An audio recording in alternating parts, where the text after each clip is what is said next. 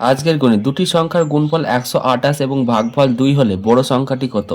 দেখো এই অঙ্কগুলো কি করে করতে হয়। দুটো সংখ্যা বলেছে, একটা এক্স একটা ওয়াই, এদের গুণফল বলেছে কত? 128। আর এবং ভাগফল কত?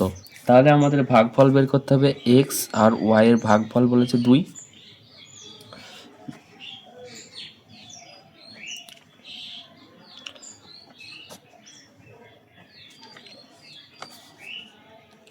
একশো আঠাশ,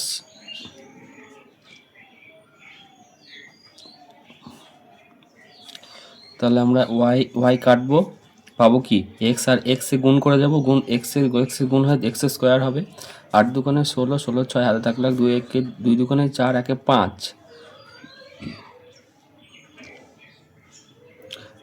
2 একে 2, 256। তাহলে আমাদের এক্স স্কোয়ার আছে, তার মানে এখানে এটা আমি রুট করে নেবো। তাহলে 256 হচ্ছে রুট হচ্ছে 16 হয়। তাহলে এখানে সঠিক উত্তর হলো অপশন সি।